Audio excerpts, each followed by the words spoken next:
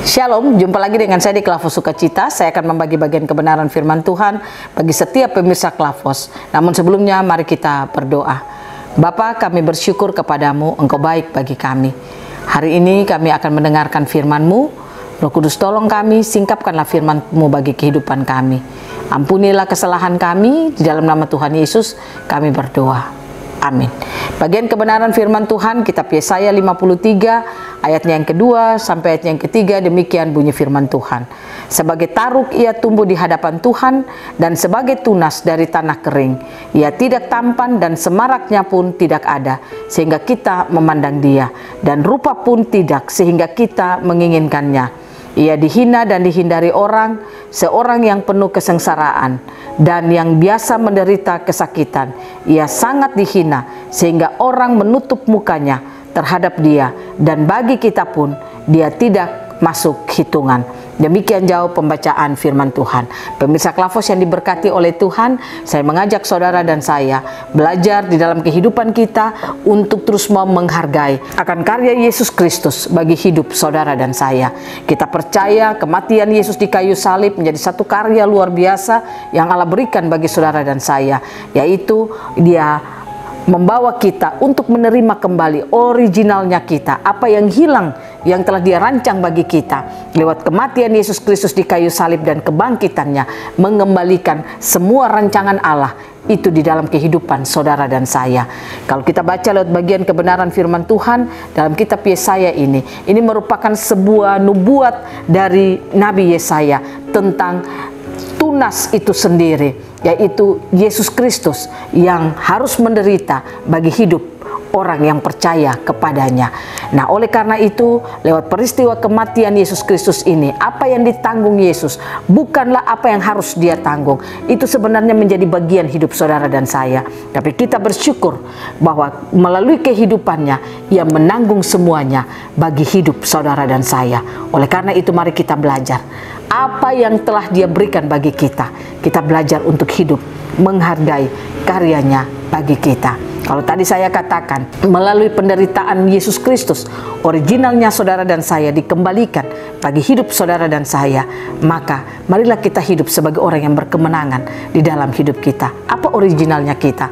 Adalah rancangan Tuhan bagi hidup saudara dan saya.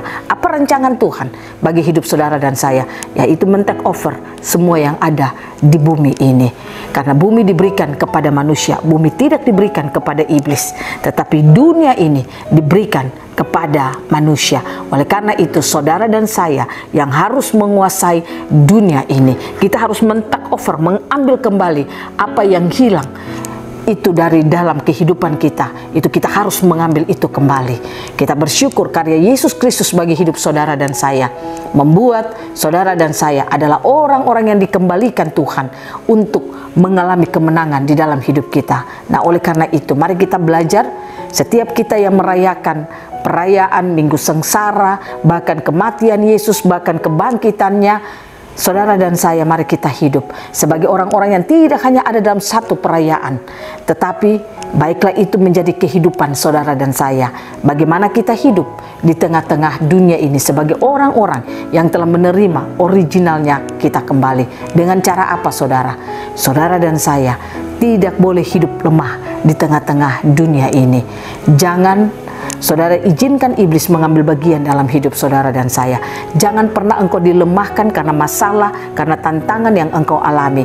Karena peristiwa Yesus Kristus di kayu salib membuat saudara dan saya sudah mengalami kemenangan atas dunia ini. Maut tidak lagi menguasai kita. Karena waktu Dia bangkit, Dia katakan, kuasa maut sudah ada di tanganku.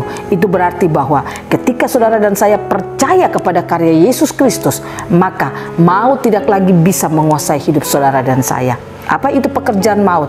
Itu kematian yang membuat saudara dan saya mengalami kematian di dalam Tuhan. Artinya kita tidak berkemenangan.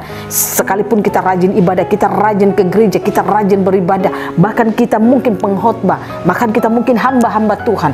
Tapi terkadang tantangan, masalah itu membuat kita menjadi lemah. Saya ingin katakan bagi saudara, ingat, Allah sudah mengalahkan maut dari hidup saudara dan saya. Maut tidak lagi menguasai kita. Kemenangan kita telah miliki dalam hidup kita. Jadi jangan pernah kita lemah kalau ada tantangan dan persoalan. Bangun kesadaranmu tentang kematian Kristus yang adalah satu karya kehidupan yang luar biasa bagi hidup saudara dan saya. Yang kedua, saudara dan saya menjalani perjalanan kehidupan saudara dan saya. Marilah kita menjalaninya di dalam perjalanan kehidupan kita dengan hidup selalu bersyukur kepada Tuhan. Artinya, apapun yang engkau alami, apapun yang engkau hadapi, belajarlah untuk terus bersyukur kepada Tuhan. Karena ingat, dari setiap tantangan demi tantangan yang saudara alami dalam hidup saudara, Tuhan punya maksud dan tujuan. Bukan untuk membuat engkau menderita, tetapi tujuannya untuk engkau semakin dibentuk menjadi anak-anak Tuhan atau menjadi orang percaya yang luar biasa di dalam Tuhan.